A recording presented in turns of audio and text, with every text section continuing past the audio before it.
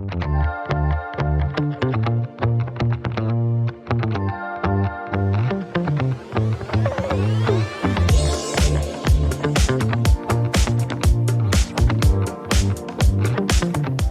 everybody, and welcome to the Finishes and Personalization track. I'm John Galante. I'm going to be your track chair. Before we get going with the content and an introduction to the overall track, I want to give Brent Armstrong with Jasco, Jasco's Pro Series, is going to do the sponsor presentation for this session. Brent, thank you. Take it away. Do you need this, the magic wand? Thank you for your time this afternoon. I've got a couple of exciting things I want to speak to you about from Jasco products. I'm not sure if any of you are familiar with the name Jasco or not, but to sum it up for you, if you've heard of brands like GE Electronics, maybe Philips, Walt Disney, we manufacture lighting and power products for all of these particular brands and about 8 or 10, maybe 15 of our own brands. And so you'd find Jasco in probably every major retailer in the United States today, and also most of the electrical wholesalers in the country as well with the new Jasco Pro set. I'm the Eastern Regional Sales Manager for Jasco. I've been with Jasco for about probably 24 months now. I came on board Jasco for really the two product sets that we're going to show you this afternoon. There are about 6 of our team. The 2 sets that we're going to show you are very exciting. One of which you see to the left there, it says circadian lighting. And then to the right, you see one that's called Smart Cycle lighting. Both of these two are really exciting. Just so you know what we're the most proud of, circadian lighting won Best Product of 2024 at the International Builders Show. So there was a reason I was really interested in it. I had some guys visit with me, show me these new things at Jasco. They're like, Brent, we're trying to build a team of some of the industry guys that have got a history in this. And we think we've got 2 product sets that have tremendous potential.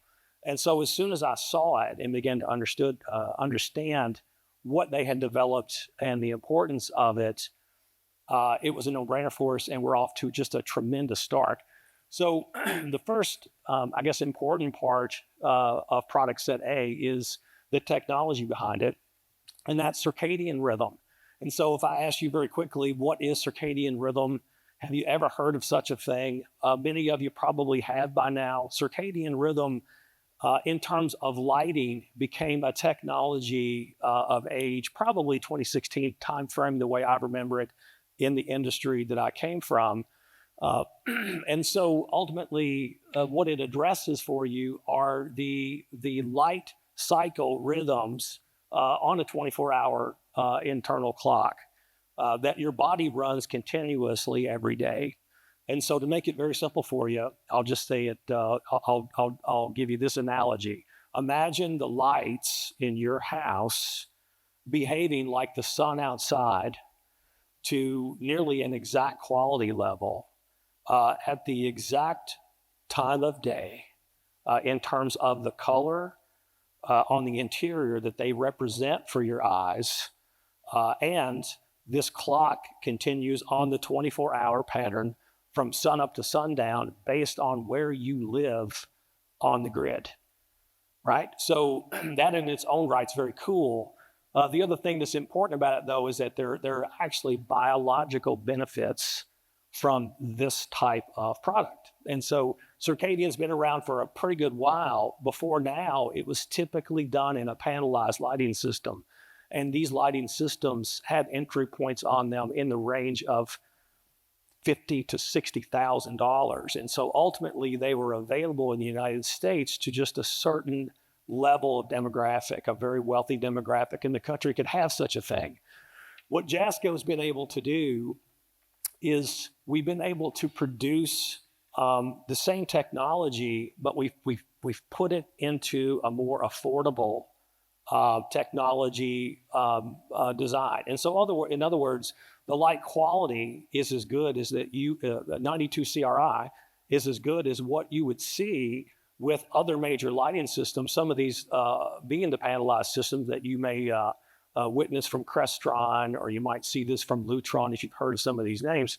At 92 CRI, RGB WW bulbs at 54,000 hour ratings. And so if I showed you a $50,000 panelized lighting system, and we did, 4 of the, 10 of the candle lights in your kitchen, and I replaced them with Jasco's, or I did 4 Jasco and 4 Crestron, ultimately you would be very impressed with the light quality that you get, and more importantly than that, the functionality. And so when we took this idea and this new product to the International Builder Show, the response was tremendous. And so we're off to a super start. You've seen circadian lighting in all these types of places. You just may not have ever thought that you were being exposed to it. But if you go in to choose a diamond ring, I promise that the lights over your head are designed to reflect the sun at its midday brightest.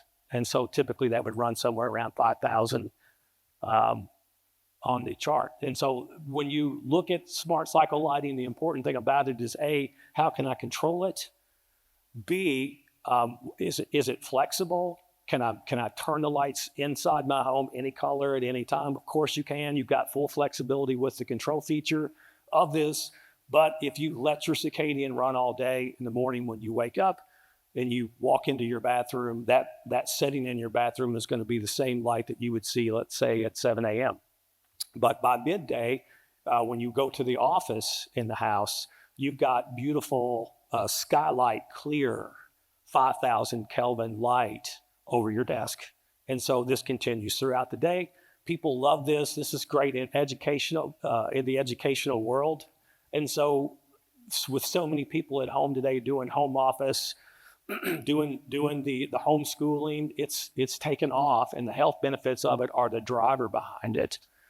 The choices that people make in regard to the types of homes they want very often reflect this new sort of this health and wellness driver. And so you can see there the bulb types, 92 CRI. All that means is that if the sun is a 100% replication of itself, which it is at 92 CRI, we're getting the quality level, and some of our bulbs are at 94, of nearly real sunlight in your house. Very important.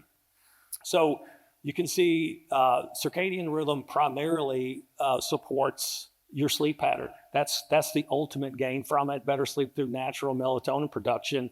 That occurs based on the types of blue light that you get midday throughout the day. Not so much what you would think. You might consider that your sleep pattern would be generated off those lights being at a lower Kelvin rating at 7 p.m. or 8 o'clock or at 9 o'clock.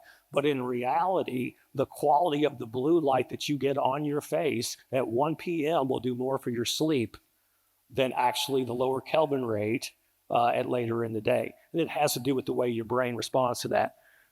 So I'll move as quick as I can. Canadian lighting benefits. I've got about 3 slides here on this. You can see there, it emulates natural lighting. That's the key. 90% of our day is inside to begin with.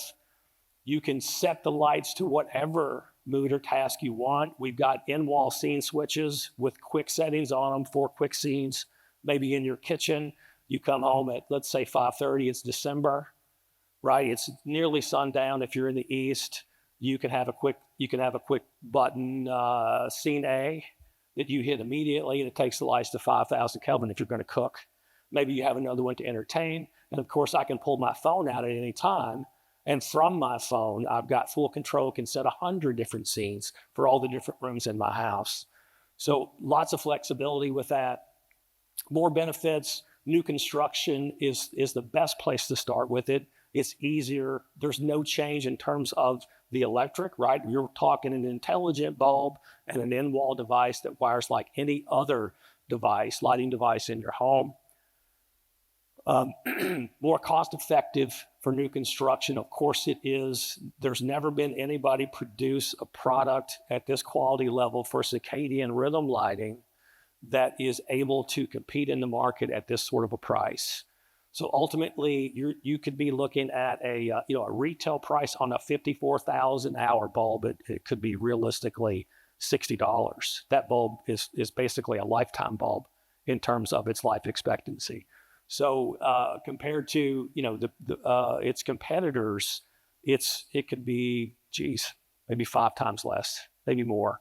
So great product. Again, we're very proud of that. Some new technology to go with it. Emergency flash. This is designed to work in conjunction with all of our lighting systems. You can see, it's the health and wellness theme. Ultimately, in regard to emergencies, 911 calls, a fire, et cetera, how long does it take for a police officer to find your home in the event that there's an alarm going off? What if we could tie the interior lighting of your home to the exterior lighting? And so if there is an alarm, you could see the lights on the exterior of the home flash to show a police officer or maybe the fire department, whatever that might be, where the house is located. So additional benefits built into the product. Of course, again, you're also tying together the interior lights and the exterior lights. Lastly, last product set, very important. We think it's going to be a massive player. We've got today, I think, upwards of a dozen national builders getting started with under eaves. Another 10, 12 builders are moving forward with the circadian rhythm product. From the east to the west coast, about 5,000 new construction homes in Texas will be getting circadian rhythm and under eave. The under eave piece is permanent under eave lighting that also has the same quality as the circadian bulb. So you're looking at a 54,000 hour RGB WW quality bulb, so that the whites at low brightness on your house reflect true white, which is very important to most homeowners. And then more important than that is, how easy is it to mount these? What cost range can this be had in? And then what is the flexibility of the system? And I'm going to tell you, it's very similar to circadian. So there's virtually nothing that you couldn't do with the color of the bulbs on the exterior of your house. But even better than that, with some of the companies today producing permanent under eave lighting with installations in the range of $20,000, the new Jasco system has a better quality light than most every competitor in the United States. And this is something that we believe could be installed on an average home for the range of $1,500 to $1,800. So just a tremendous gain here. And we think the sky's the limit, especially for some reason with permanent under eave out west. Much, much hotter in California and Arizona and then into the Midwest. We're going to see this trend hit the East Coast. I'm a firm believer. But ultimately, 3 great products that we're very excited to have. You can see here, you mount either on the fascia or under eave. Installation time frame on an average home with an experienced integrator, probably an hour and a half is what we would guess in terms of time frame. So you can see a growing family of products. We're very proud of all these, extremely proud of what's happened with the circadian rhythm piece. We're going to be here for the next 2 days. Please stop by and see us at the booth. If I can help any of you in any more detail, obviously this was a pretty quick snapshot of where we are today. But I appreciate the time, and we'd love to see you if you could stop by. Okay, thank you. So in journalism, they would say you buried the lead. In comedy, you would say you had the punchline. The punchline is the price. The price on this stuff, I don't know whether that came through, but Jasco is really a value leader in No question. the pricing. So we've taken categories that were really luxe or ultra luxe and brought them significantly down market here. No question. No question. No question. That's what's given us. Yeah, that's what's given us most of the growth. It's just that this could never be done for the price that you can do it at. So come see us, because I think it's something you'd be interested in. Thank you so much. Thank you. Okay, so here we go. We're going to go fast. So we've done our Jasco presentation. I want to give you a little bit of an intro to the track. And this is the first time I've been the track chair for the finishes and personalization track. I've done it for some of our other segments. I'm a little nervous. I'm a little excited. Some of my traits as a track chair are like, you could express this two different ways too. You could say it's 10 pounds in a 5-pound bag. I like to use my Italian roots and characterize it as abbondanza. So that like when my mom threw Easter, you recognize this. We had so much lasagna, so many meatballs, so many sausages, so many braciole that people brought Tupperware to Easter's because they knew they were going to take stuff home. So we might serve up a little more. You got to be, listening. We might serve up more maybe than we should, but hopefully you got Tupperware to take some of these ideas home. I want to just talk about some of the assumptions that I worked with when we put the content together for the overall track. And some of this is language that's been borrowed from people like Mike Moore, who's one of the inspirations for this track and our Housing Transformation Summit. But he likes to talk about new house fixer-uppers, but that buyers really want a finished home. They don't want a home that's going to require more work or be like a fixer-upper house where there's a whole bunch of contract work that needs to be done. So that's one of the assumptions. We also believe that builders who personalize and finish homes can realize higher ticket prices, so more dollars per home, grow their profits, and more fully serve and satisfy their buyers. That the technology, and this is I credit you because 5 years ago I said, what do we call this category? Digital Design Center technology. This technology is here today. It's been around for a while, and people have been perfecting it. But that is there to help you seize this opportunity, right? Because it helps the buyer buy everything they want. It takes all of these selections and makes them consumable. And then on the back end, it helps you deliver on a schedule profitably. This next point is maybe my axe to grind, but I think it's a little bit of the axe to grind that's up here too. It's not only the stuff of the house, but the stuff in the house, the stuff on the house, the stuff next to the property. We have the ultimate platform product in a new home that has not been exploited.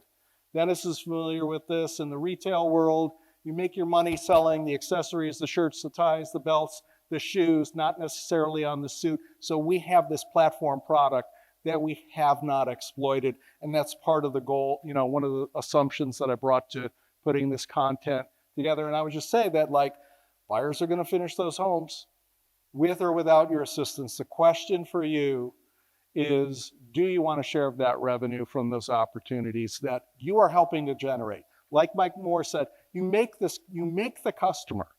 We make the customer walk away from the customer before they're done buying.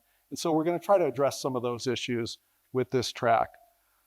These are the 5 sessions. We're going to do this kind of umbrella session on perfecting options, merchandising strategy, and sales process tomorrow. Finished home naturally.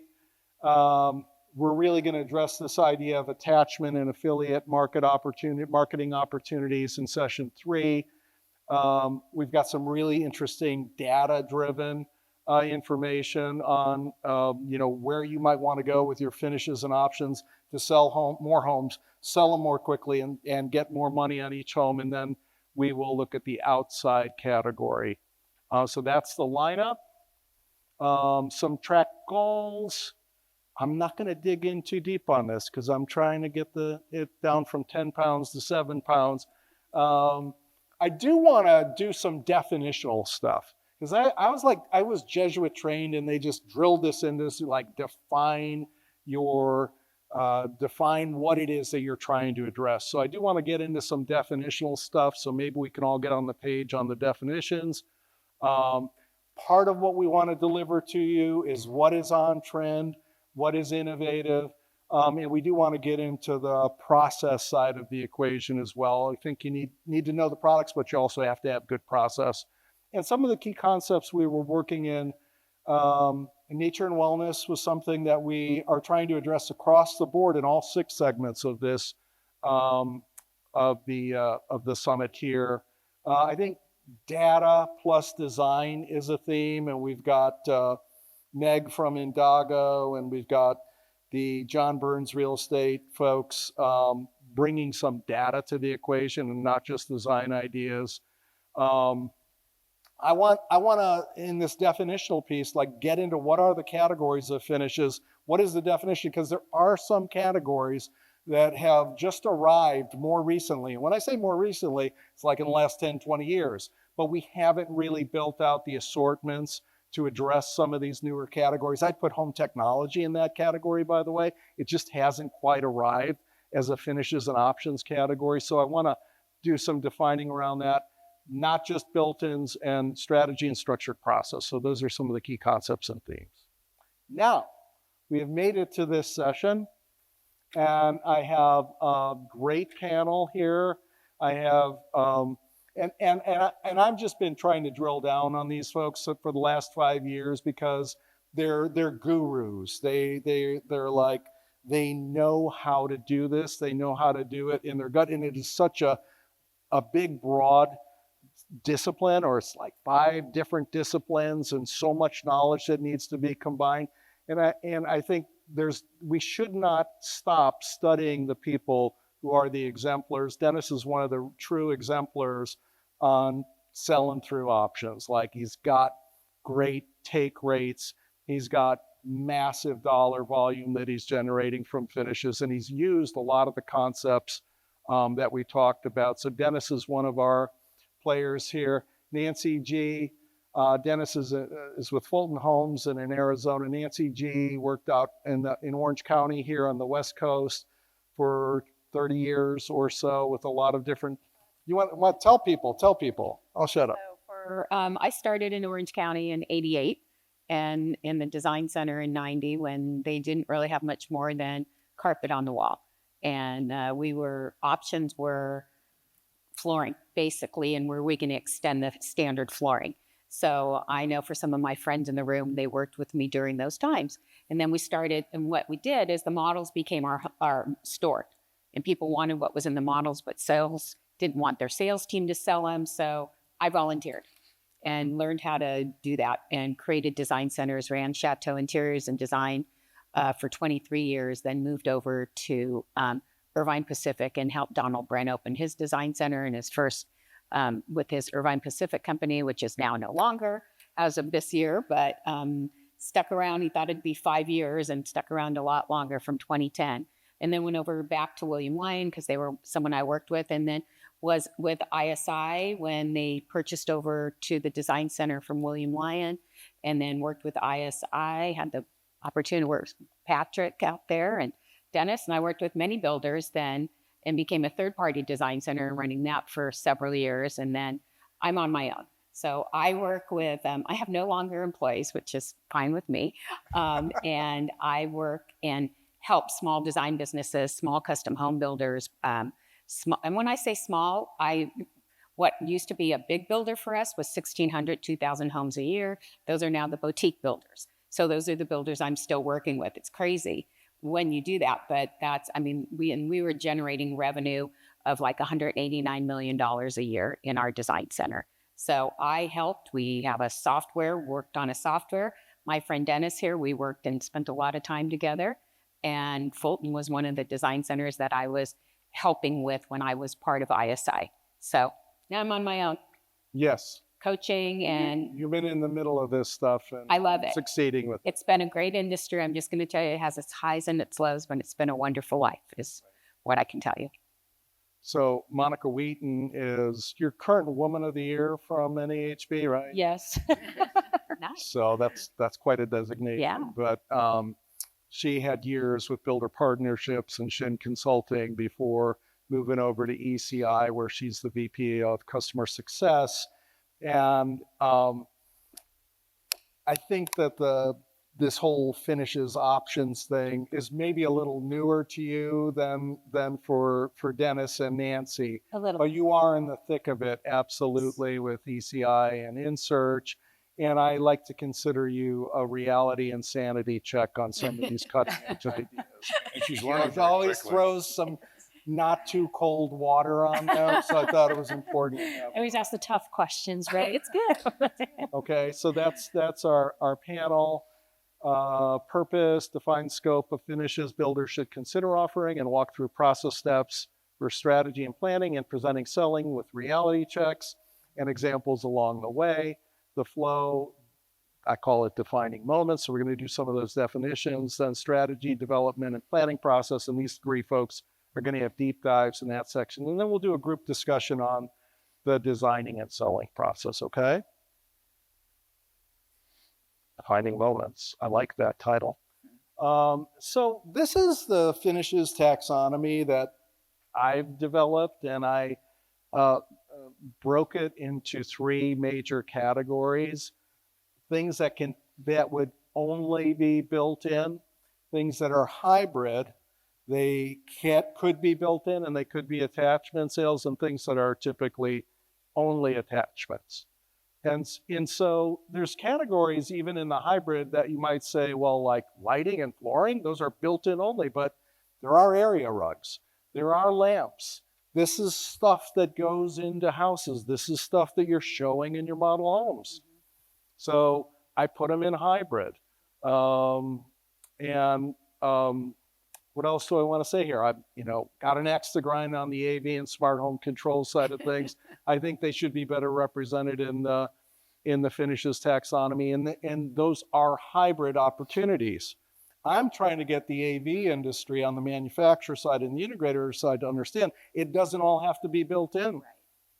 It could just populate something afterwards, and people saw it and heard it in a model home or in a design center and decided to purchase it at a later state, and then you guys get a cut of the revenue. So, and then furniture and decor are really, that's not going to be included in the mortgage, and landscaping is typically not going, maybe a little bit would be included in a mortgage, but a lot. A lot. Okay. All right. Well, I'm wrong. That's a hybrid category. Right. It's furniture and decor is pretty new. It won't be included because it's freestanding. Yeah. However, it is what you need. That's what people want. Yeah. Anyway, I thought it would be helpful just to define it, because you might have options programs where you're playing in 3 or 4 of these categories. You might not want to play in all 3 times 5, 15 categories here, but you might want to play in 7 or 8 of them. And it's nice to have a checklist. And then, so we've got the stuff, and then we've got the places where we apply it, right? And then again, I think this is helpful because sometimes we are in love with a specific type of finish, but we're delivering it in kitchens and bathrooms, and we're not thinking that it has other places to be applied. So I've got a little matrix here that I threw together where you could use a matrix like this to look at the different categories of finishes and look at them room by room and whether you've got an opportunity for it. So this is checklist sort of stuff just to help you understand possibilities and think about that in a comprehensive and methodical way.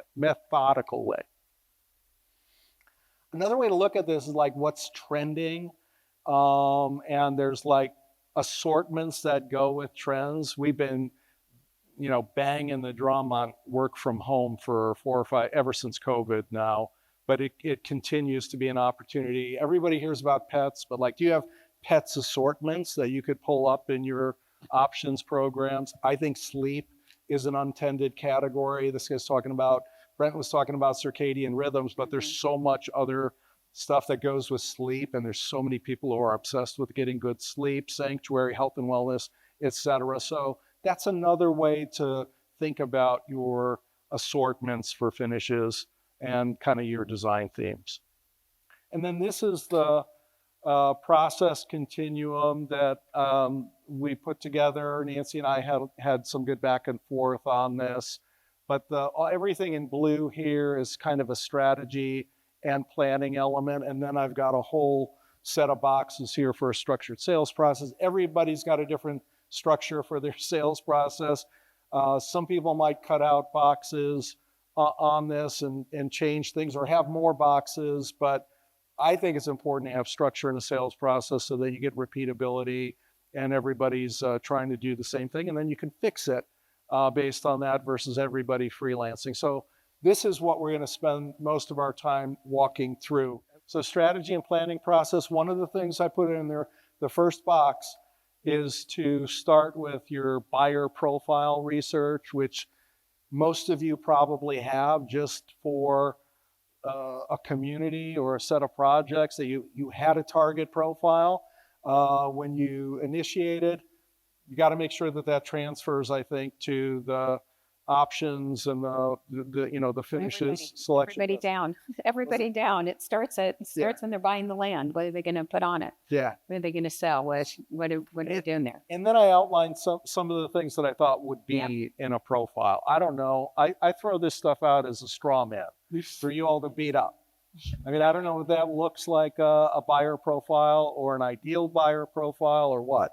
It's probably a start for with model home design, merchandising, and stuff when they're getting started and pricing, right, Dennis?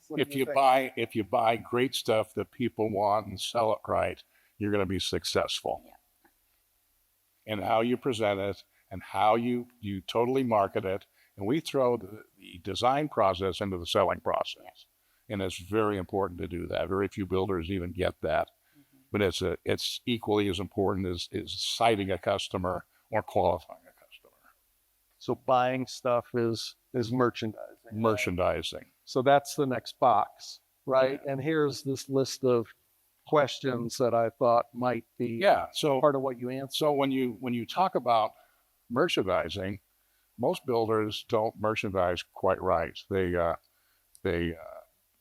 leave it up to their purchasing department, who are not people that necessarily know what the buyer wants. They don't meet with buyers. They don't have a merchandise background. I was thinking the other day, if retailers had purchasing people instead of merchandisers, they'd all be out of business. Yet we as an industry, which we're a notoriously backwards industry, we do that every day. Right. And it's criminals. If you're doing that, stop. And then you'll be successful. I think you need to figure out what the buyer wants and give it to them. We think like you have to think like the buyer. You have to put the buyer at the middle of the whole process, not your product. And that's the key versus the title, because we have some purchasing managers there. But there's purchasing and there's purchasing, right? I have nothing against purchasing. And then they're nice people. Give me a length of pipe for 10% less purchasing. There's different types. They're nice people. They shouldn't be they shouldn't be merchandising your design centers. Mm-hmm. So you want to keep going on these? Sure. Okay. What's this all about? So this is a shopping center approach. What we do is we put the customer first, and we do large communities. They might have 1,000 homes, 1,500 homes. We might have 4 products, 3 products, different price points. And so the buyer comes to one place. We might have homes from 500 to 1 million. Mm-hmm. And then they really like it. You draw your customer to one place. Buyers can move up or down depending on what their budget is and what they can qualify for. And it makes scheduling much easier for sales associates and construction. They're not driving all over town. So we just use a shopping center approach. Yeah. We're all retailers. All of us at Fulton Homes came out of the retail business. So we operate just like a retail store. And that's why we're successful. Small, medium, large, XL? Yeah, just like sizes. Okay. So you have a small house and a medium house, a large house, and an XL house, all within the same community. Same amenities. We do great amenities. We do aquatic centers and clubhouses and lakes, and, all sorts of stuff. So it's pretty cool. More retail concept? More retail stuff. Loss leader, everyone does it, but they just don't know what they're doing. So you're promoting one low price to generate traffic. The auto business does this all the time. The idea is don't sell your loss leader because you want to get people to buy other stuff. It's almost like a bait and switch. No, I didn't say that. So almost. It's not. Right. Gift with purchase. The cosmetics business has been very successful at doing this for decades. So we gave away a 4-seat gem car when you purchased a complete inventory home. Kind of a good thing. It's a gift with purchase. And then that doesn't work in Massachusetts. Probably not. So you get a free. This has been one of our best promotions ever. Get a free ceiling patio fan in Phoenix. it's hot.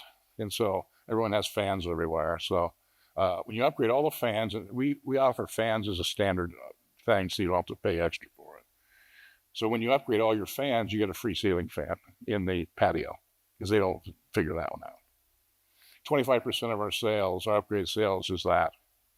Point of sale promotion, we use just like retail. You have big posters in your stores. This happens to be our design center, but we have it in our offices as well. Our offices and our stores look all the same. Retail concepts, you price something at, like this would be priced at $805, but you should price it at $799.9, because then you hit all the search engines and MLS, and it just sounds better. Well, it's the psychology of pricing, right? This is what happens, excuse me, purchasing. But this is when it's like the price at what you bought it, 38% markup, plus the markup, and then the price arrives there. Yeah. And like there are these pricing thresholds where something sells and something doesn't, right? Like for us in the event and media business, we know if we price something at $10,000 or higher in terms of a sponsorship, then the CFO and all these other people are going to get involved in it. $99.99 sounds much better. Yeah. So same thing with the countertops. We have the countertops at $407.5, price at $39.75. It just sounds better. Or we do this a lot. We have it on our digital design center. Everything is priced per month based on the interest rate that the buyer uses. We offer a pretty good amount of standard options. So all these things are standard in our houses, and so it sets us apart. We're building all our houses DOE Zero Energy Ready. They're all Energy Star. We're probably building the best production house in Phoenix right now. And we thought when we put this thing in, I would kill our design center options, and it didn't. It actually increased it. We've had these Fulton features since 2010. yeah. We've had our digital design center since 2006. So it's pretty tried and true. So this is a big piece of the equation, right? Is what's standard and what's optional. No question. Right? And like, how does the design and options function? These finishes categories, there's finishes that are standards, right? And there's finishes that are so everything good, we have, best, whatever. We're going to go through a lot of that. Everything but like, how do you go through? How do you? So everything in our design center, we have the standard for, and then we show the upgrade options. And we use good, better, best in every category. And that necessitates a lot of SKUs.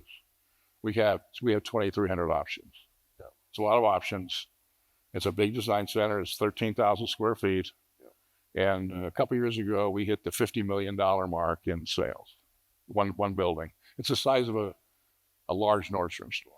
And it's one building with a manager and an administrative assistant and 3 designers. So payroll's pretty good. How do you get to this list? We listen to what the customers want. We want it, and they say, we want this as standard. We want this. We want this. I mean, we can't afford that. Well, actually, you can. Because you're giving the customer something that other people don't. And their guys, everyone wants to cut costs. We want to just increase profits. We want to increase sales. I've never seen any company prosper by cutting costs. Yep. But yet the industry is like that. So how do you listen to the customer? Who listens to the customer? Everybody. How does it get So the other thing that's real important, digested? the other thing that's real important is we involve the sales people with the option process tremendously. They are an integral part of our whole process. We run what we call a browse night every Thursday, every other Thursday. We invite all our salespeople and all our buyers and all of our would-be buyers and realtors to our design center. We have hors d'oeuvres and sometimes cocktails if we're seeing that not too many people are drunk. But then we they have a great time. The buyers love it. We're reaching out, and the salespeople use it as a way to close a sale. So they'll sell the house in the design center. And if you don't do this, it's crazy. It's so simple. Pat and I started doing this, 20 years ago, and everyone thought we were nuts, and we still are, but we still do it anyway. When they see the results, they okay, now I get it. So you have a cocktail party. You're asking buyers, how does that information get synthesized? I mean, do you have a debrief meeting Yeah, well, the so next morning? yeah, or so what? the designers are an important part because they're there and they're talking to all the buyers. And so Stephen, our design center manager, who's here, and designers get together and we kind of sift through. We also talk to the salespeople, you know, and then Is that a meeting? I mean, do you no, it's more put stuff informal. up on a board? No, it's Yeah. more informal. Yeah. And I go to every one. It's just, you know, that's just what we do. And do you have like a cadence of refreshing on your standard? Is it once a year? You know, it's usually when a manufacturer discontinues it. New standard. No. So your notorious for overall that. set. I mean, like, do you? We'll include stuff. We'll throw stuff out. We'll change it. Everything. Okay, so it's continuous process improvement. Right. with, Kaizen is what the Japanese call it. yeah. Continuous improvement. Yeah. How do you feel about this? What have you- Yeah, no, this is a list that has happened over time. As like I said, this did not happen immediately in '88. This was not going on. Yeah. And so this started happening over time. And there's still one thing missing. And I challenge any builder out there to put this on their included features list. If you have a design center that you're offering a free design services for how many hours that they meet with the client, that's free. If they're on the street and they're paying for it, it's probably about $250 an hour that they're going to hire somebody to come into their home. And most builders don't include that in their standard features. I'm just going to tell you, I've been singing that song for about the last 10 years. But it's a great list because what happens is if these things are already included, it's very easy to then go and say, it's a lot less expensive to upgrade from here. So if you're just starting with it, this is a nicer feature list to start the upgrade process. So with all of this third-party work that you did for builders, I mean, were you advising them Yes. on their included features list? Yes, because we would also run reports, our systems through which is part of the The processing. salespeople use this as a sales advantage, and they say, "Okay, let's see how much this actually is." And a lot of times it could be $25,000, $30,000 in free options. Right. Basically. Yeah. And A that's, two-tone paint. Some builders will charge, $2,500, $3,000 to do two-tone paint. Well, that's just free. That's a huge number. Yeah. And I'll get into markups later. You keep going. yeah. But no, I think it's a great list. And I'm always been in the good, better, best mode as well. So this is good. So this is our cafe range on the left, and Bertazzoni in the middle, and Wolf Sub-Zero on the right. We also carry weird stuff sometimes because it makes the sizzle. And so we don't, like Bertazzoni is a great high-end Italian line, but nobody knows what it is. But we have it there, and people go, "Oh, I really like that. I'll take the GE." Mhm. And that's fine because we sell a lot of GE because of it. Same thing with Wolf Sub-Zero. We don't sell. People aren't going to buy tons of $16,000 refrigerators, but we'll sell them once in a while, and we'll have them there. And so we do that in all areas. So what's the strategy on good, better, best? What is the retail strategy on good, better, best? Is it designed to get people to better on We'd like them to go from good to better, and the ultimate is go to best. yeah. And we're seeing some unbelievable increases in design. It's not uncommon for us to see $200,000 in options in a design center these days. Our average is $82,000. That's a pretty good average. Right now it is. And that's what I'm seeing too with the builders I'm doing business with. Yeah, so that's pretty good. And this is a tried and true. It doesn't seem to be fading in popularity. It's is getting it? better. Yeah. It's actually getting better. We're growing our business every year. Yeah. I think there's a future for it. There's a past and a future for it. That's a good thing. It's a So classic. markup and pricing. So we price everything and tell our buyers what everything costs. It's kind of a smart thing to do. Buyers trust people that tell them the truth and are upfront with them. Yep. So we build trust with our pricing. We've had pricing for 20 years. But you also look at the competitive environment. Of course. And we want to be competitive, not on everything, just the stuff that they can shop you on. So it's not uncommon to have a buyer at one of our design center appointments, and they've got their iPhone, they're looking up the GE number on a refrigerator. And they're going to see, oh, wait a minute, these guys are too pricey. So we look at things. So like this is a cafe refrigerator, French door. We have it at $31.75. Best Buy has it at $32.99. Home Depot has it at $32.99. Spencer's has it at $35.99. Okay, the buyer sees that and goes, "Well, these guys are reasonable." Now the other thing is there's no sales tax because we pay the sales tax. You have to pay sales tax if you go to Best Buy. There's no delivery charges. It's mortgageable and it's there when you move in. It's a How do you service get item. to a better price than the big retailers? We just take a lower markup. But it's worth it And because you're that's what we did as flooring. well. Because you're flooring, you're going to get a much higher percent. We're doing a 20% markup on refrigerators. Yeah. We can live with that. You Yeah. sell a $10,000 refrigerator, we make 20%.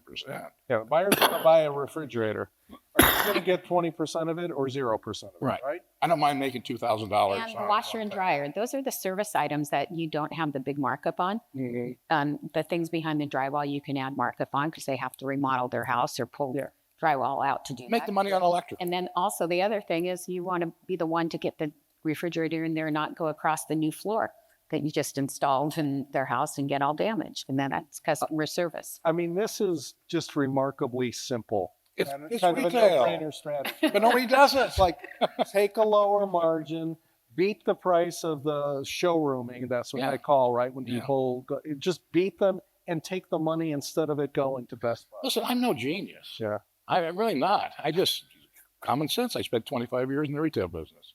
Well, I know how to buy. And most of the times, like Fulton Homes, the builders will be delivered the latest model of that refrigerator. Sure. So they'll get the newest one. It's pretty compelling.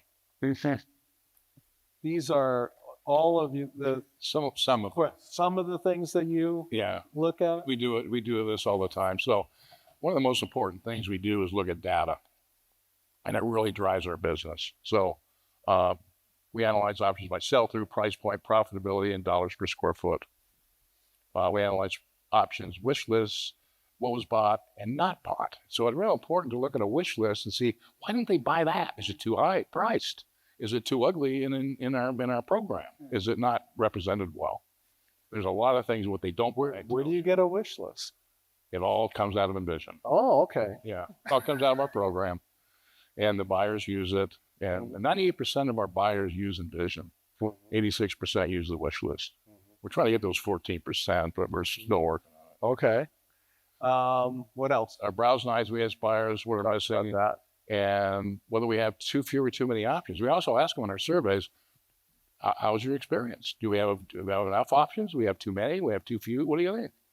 Well, they tell us 80% say you have the right amount of options, 10% say we have too many, and 10% say we have too few. So we're going to stay with that. We change things based on buyer feedback, both from designers and salespeople. We'll change categories. We'll change how things are done. We'll just change everything. We're just so flexible. And being a local builder, we only build in one market, we can change stuff really quickly. We have weekly meetings with designers, reviewing our option selection, what should be eliminated. So you do have a frequency of We a do. weekly review. We do. We discuss the content of our digital design center and what could be improved there. Somebody asked me a few months ago, okay, you got this big design center, it's beautiful, and you got this digital design center, that's great, and everything like that. If you had to get rid of one, which would you get rid of? Just like saying, well, which kid do you want to get rid of? You know? I said, I'd keep the digital one because your reach is more. You reach more people in the digital design center. I mean, I wouldn't want to give up the $13,000, $50 million one, but you can't have them all. And what's good content on a digital design center? As far as Well, I mean, what makes it good? I mean, you're reviewing it, yeah. and you're saying what can be improved there. it can always What be it- improved. We yeah. spend half our time trying to get the manufacturers to improve the content. Is it the visuals? Is it the It's copy? visuals, it's Is the it all of copy, it's the above? photography. It's just amazing. Do you get consumer-facing copy from your manufacturer partners, or do you have to cook that all yourself? No, they do it. They're good now. They They're do good well now. on consumer. They're Now they're Don't getting get cut better. sheets? They're getting better. getting better, but they're not there. They're not quite there yet, but they're getting better. God, right? Dennis, 10 years ago, we had Oh, nothing. 20 years ago, it was terrible. But it's not too yeah. bad. No, it's getting better. Do you have to ask the right person at the manufacturer Yes. to get the good stuff? Oh, gosh, yeah. Who is the right person? It depends on each It manufacturer. depends on Who does your Envision? Oh, George does it, but He left a couple of months ago. Sometimes I don't know and who's we doing don't it know now. who does it Yeah. now. Well, find that out, will you? Yeah. When we go to the shows, that's all we talk about is the manufacturers. We talk about Envision and what they can do to make our buyers and their buyers better. We ask a manufacturer once, okay, what if you went to IBS and instead of paying $100,000 for a booth, you couldn't bring any samples? You had to do everything digitally. What would you do? And they go, oh God, we'd be dead. They didn't know how to answer that one. Well, They have to do a better job at selling their own product. you're addressing something that I try to address with the manufacturers, which is you don't need to spend $40,000 on freight and drayage. No, At an event like this, you No. can show things digitally. People can eventually go to a showroom and pull the handle open and feel the quality, but like there's no need for that ridiculous expense. so all this analysis is extremely time consuming Yes. and worth it. Yes. This is my little list on the idea of setting up aftermarket attachment sales and affiliate opportunities. I just want to talk about what I mean by affiliate marketing opportunities. You and I did some database conversation earlier this year. You estimated 20,000 model homes in the United States with an average of 5,000 annual visits. That's 100 million visits to model homes. Okay, it's a lot of visits. There are people not clicking on stuff, getting up out of their couch and driving somewhere and going to see stuff. Now, less than 1% of them are going to buy your new home after that trip. A lot of them are going to go buy a resale home. A lot of them are not going to buy a home. They're just going to take all the ideas that They want to know where to buy them. and they're really interested and they'd like to know where to buy them. And you could be part of that commerce Right. if you wanted to be. So I think these are some thoughts I had on how you could, while you're doing your bread and butter about all your built-ins and all the stuff that you want to include in your home, so your market, how can you have a thought process that would set up these aftermarket and attachment sales? So first of all, identify the categories that fit that definition. You need to figure out how you're going to show them or demo them in some cases in order for somebody to really want that. This business arrangement things with the vendors, this is chicken and the egg. Like I could get you guys to want it if I don't have enough of the vendors wanting to offer you or speak to you about this. I could tell you I've got this in the AV industry where I keep telling them, you can sell audio and video components on an aftermarket basis with affiliate relationships and attachment sales relationships with builders.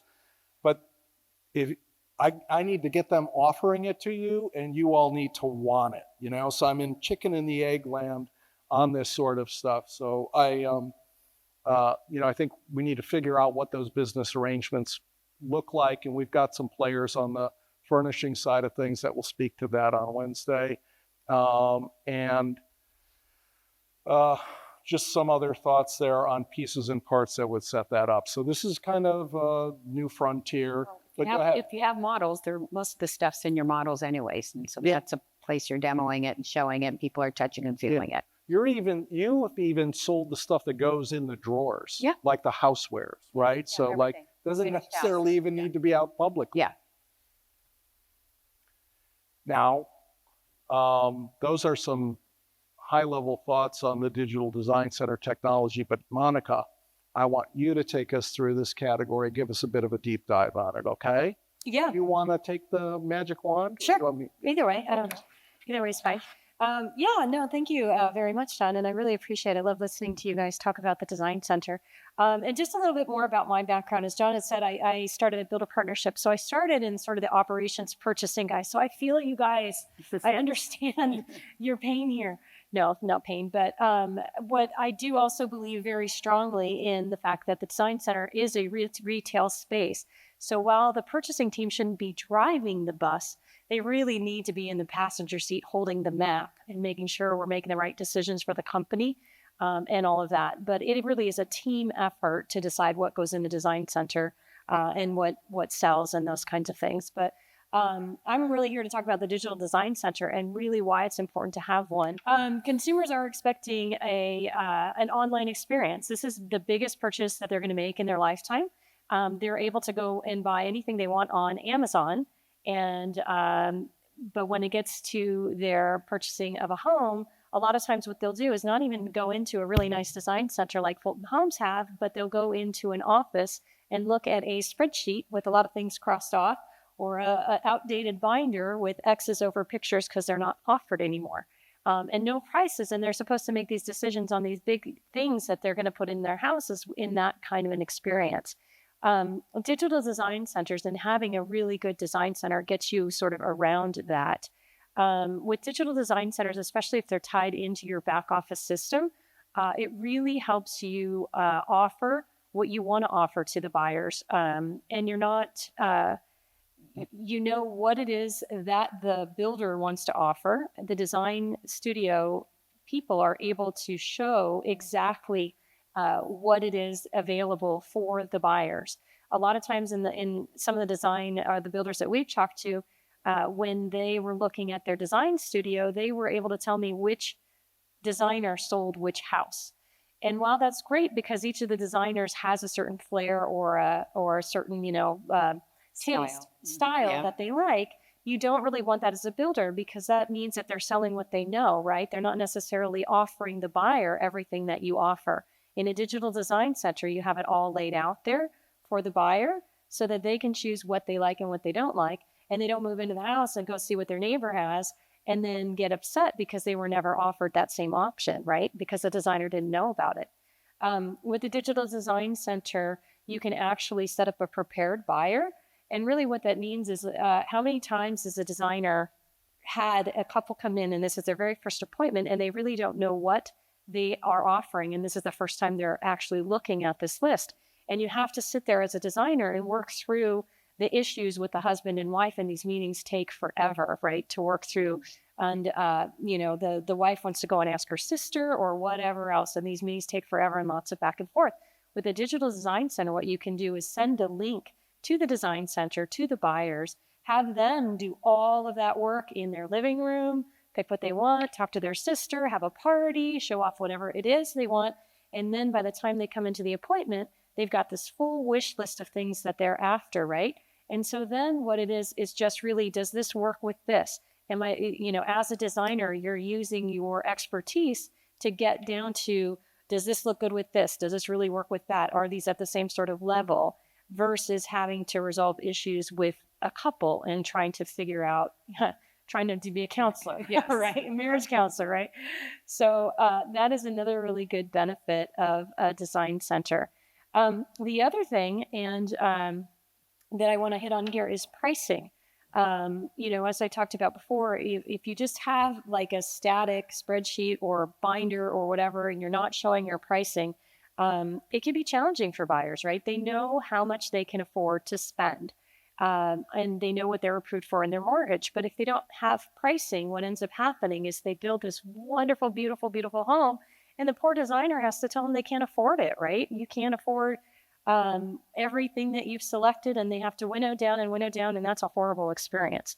So we really encourage, especially through the Digital Design Center, for you to be transparent with your pricing so that the buyers can see what they can afford, and they can do those trade-offs, right? They can decide, well, maybe I want to upgrade the flooring at the expense of doing a lesser countertop, or maybe, we don't want such a fancy bathroom because, we're the only ones that are going to see it, or whatever.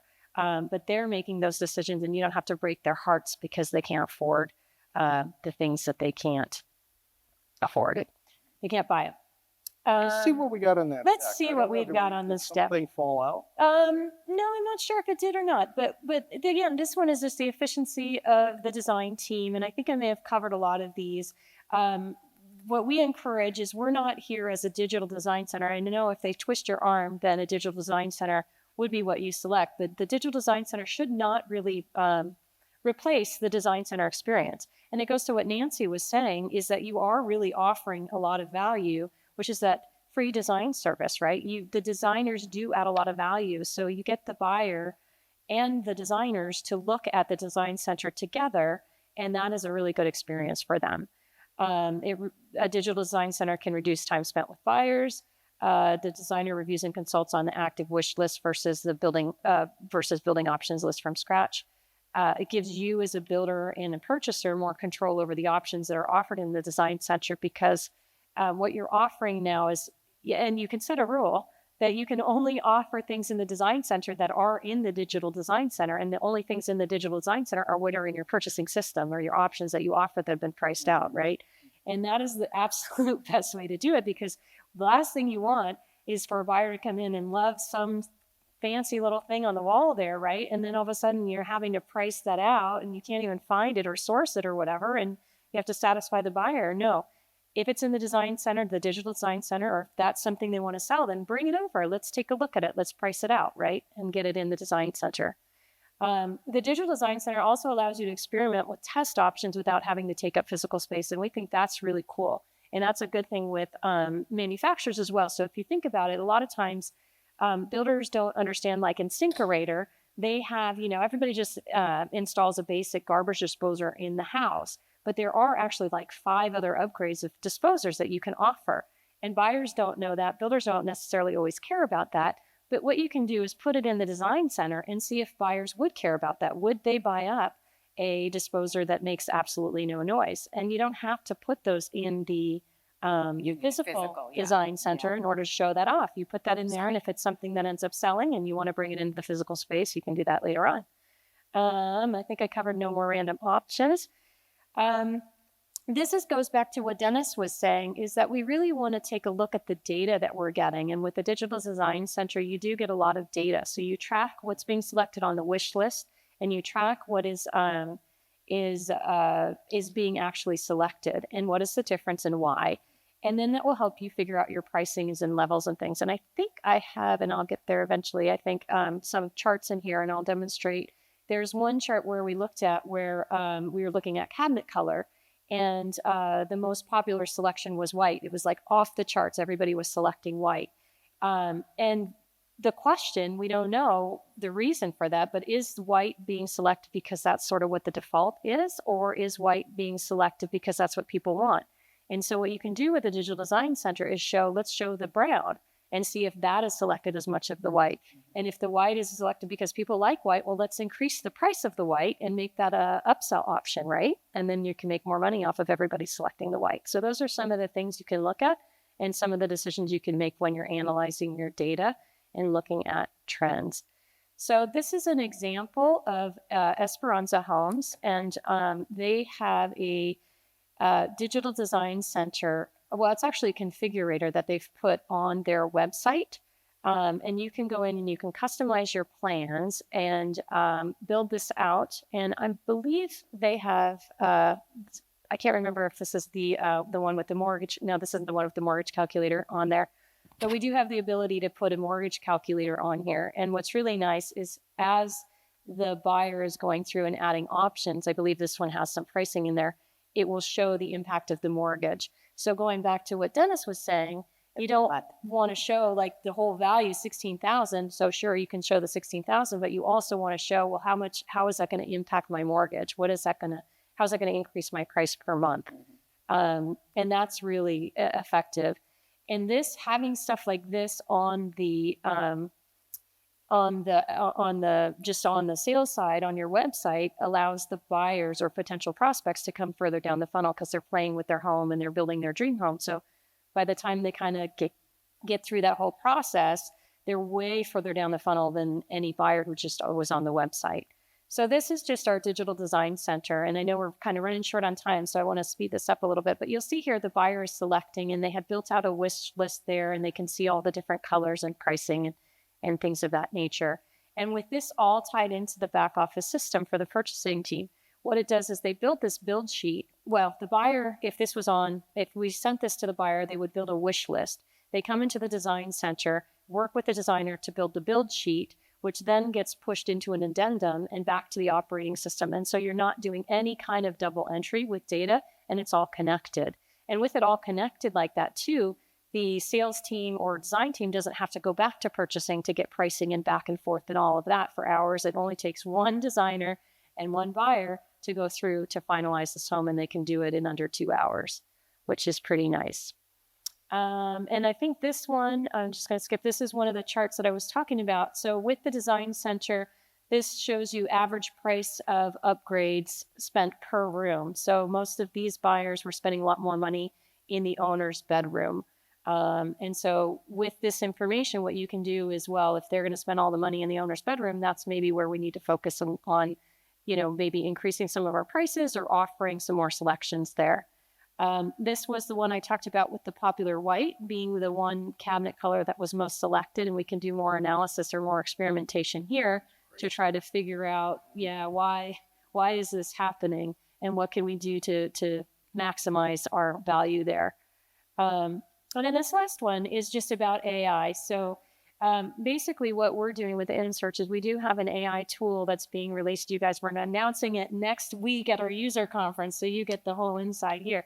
But it's an AI basically that once you close a community or when you're ready to do it, you can ask the AI, what is it in this community that were my best sellers? What should I do in my next community? And then it'll spit out all of the things that were the most popular within that community. So then you can select that or start from there to build out your next community. We got to do that. That's great. Isn't that awesome? That's great. Yeah. And then ultimately, what are you trying to do with any design center and any options? If you're not looking at your options and maximizing this experience as a retail experience and maximizing your profits and things like that, you really need to start doing that. Buyers purchase more options through online design centers and live design centers. The transparent pricing allows buyers to make trade-offs on selections to maximize their budget. You can increase margins on high demand items and play with your margins like Dennis was saying. And then also the good, better, best strategy is a great strategy to have. You definitely want to take a look at doing that. And I think. Okay, thank you so much. Yeah. So Nancy, this is where we're going to drill down. Okay. The strategy that goes from the model to the design center and kind of setting yourself up for options and upgrades. So talk to me about that. We had these, one of the questions is good, better, best. Is that shown on a model home by model home basis, or is it shown within individual models, or does that go into the design center? Talk to me about good, better, best. So typically your models are kind of done in an order of good and then better, and then best is usually your big guy, your extra large, as Dennis had in there, is your big house that has all your upgrades and everything in it. Very rarely have I seen, and am I still not seeing too many standard models anywhere. So there are standards usually throughout the model, and so when I was running design, Never.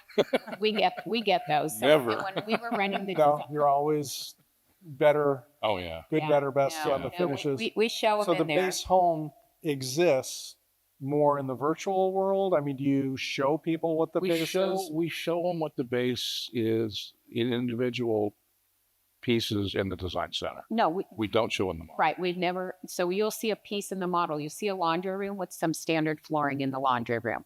That would be the standard vinyl or standard tile that's coming with the house. Mhm. But it's just areas. But I'm a believer that your first appointment with your home buyer that actually purchases should be in their model. What do they love about it? Because that's what they keep going back and looking at every single week. They're taking their family to, and they're touching it and feeling it, and they want it to look like that.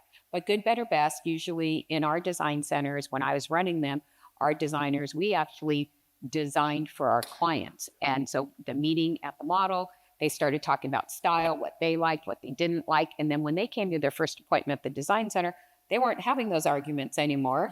They already knew. They had their online program. They already had pricing. They already knew what they were looking at. And then the designer put together some schemes for them that they can basically say, I'm a designer and I put this together for you based on what So you it said. starts in a model home and it goes to a design center physically from there, or do you complete an appointment at the model home before you go to a physical design center? Complete an appointment at the model. Yeah, and I was probably one of few that actually did them at the models. And then what about this preloading, take the model home, the good, better, Yeah. best that you've shown, and kind of preload it into your online design center so that they can see what it is. They can see how much everything is going to cost. Everything in your model should be online and in your design studio somewhere that they can touch it and feel it. You know, carpet and flooring and touching and feeling and colors and fabrics. They want to see that in the design center.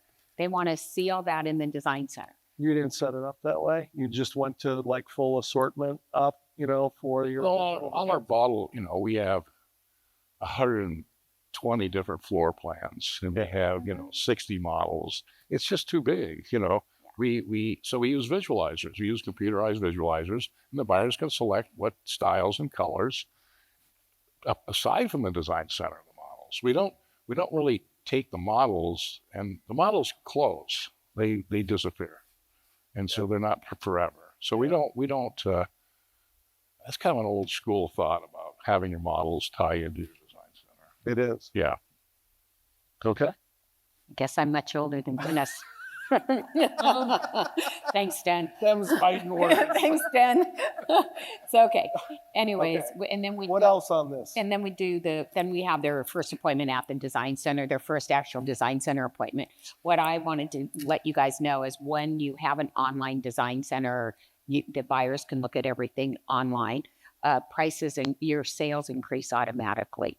People are already, we saw prices go up immediately 5 to 15% once they started overall sales price of where they were at with that. And then we basically, that online catalog's great. It also, things drop off as cutoff dates go. So we're managing the timing and what's no longer available for them. Okay. Well, we have we had a few slides here on the selling and design process. I don't think we really have much time to get through it. We have 4 minutes, but let's go through it real quickly. I broke this down as a bonding and rapport and a discovery process on the front end. What do the experts say? I mean, is that an important, repeatable step? Obviously, every salesperson needs to build trust with bonding and rapport, right? So you have techniques to do that, approaches to it, right? Yeah, we'd have our first appointments. Our designers would speak to our buyers. Sometimes there was a survey, depending on the builders we were doing business with. There was a survey involved. Sometimes there isn't. There are online surveys. Do you do discovery, or do you just get the products in front of people? It sounds like you just get the products in front of people, Dennis. No, because we use the browse night. So we bring them all in before their design center appointment. They're overwhelmed by the selection. They're overwhelmed by the whole experience. We try to break it into pieces. So the browse night is a becomes that, and so as the salespeople, as I said, it's the option selection is part of the sales process. And most builders don't do it that way. They keep it separate. Okay, Mr. Salesman, you stay away from this. This is a designer's job. Gotcha. How about helping the buyer buy? I mean, understand what their tastes are and interests are. You've done this. We've done this where we tell them go back and put something together, your mood board, Pinterest or something, so that you come in. We used to do that. Yeah, we used to do it years ago. It was old school. It was old school. Yeah, we stopped doing it. How do you help people like who can't make a decision? This is some ideas that I put up there. It's like, you give them. I had deadline. My sales guy could not make a decision on the menu at Yard House last night. I wanted to give him budget ranges, prioritization, so when we opened selection up, criteria. When we opened up William Lyons Design Center, we showed no product. It was all behind doors. How do you get people who can't make a decision to make a decision? You give them deadlines. You just say, I'm sorry. We have to do this. We have to do this. And we have a That's we have a old school. clause. I'm just going to tell you, that sounds really old school to do that. So is what I'm going to tell you. No. So we do the same thing. People have a hard time making decisions. So you narrow it down for them is what you do. I never got to finish what I was going to say because when we're not showing everything, they're not looking. We're presenting to them based on as a design experience and not on selling. It's actually designing for them. You're designing for them. Yes, and not selling. Yeah. Because we sell, once we design, they want. I gotcha. What about promotions? Do you tie promotions in the later stages of the selling? It's like, okay, you're interested in this. Do you bring your fan offer in there and that sort of stuff? What else do you do? What other? We're limited by our systems somewhat, and we still do some stuff, and we'll do some promotions, but that's something that the whole industry has to embrace. The whole retail industry is based on promotions, and we're not. We don't have an avenue on a digital design center to promote 20% off flooring this week only. Do we have the concepts Yes. available? Of course. And The retail been doing it forever. Not the functionalities, not in the It's not important. Monica. Come on, where's the functionality? We've talked about this. Yeah. We've talked about the sale button, you know? It's your turn. Um, yeah. Okay. Objection handling.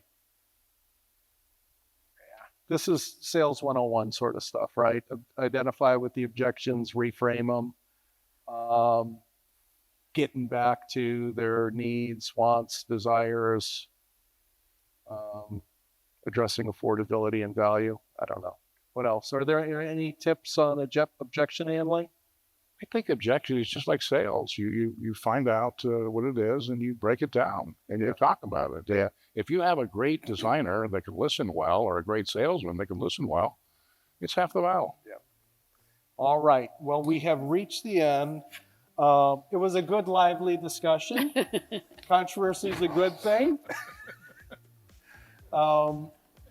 Thanks to this great panel. Thanks to Jasco for their sponsorship of this session. So thank you so much for being with us, and have a great rest of the day. We'll see you at the keynote. Thank you. Thank you.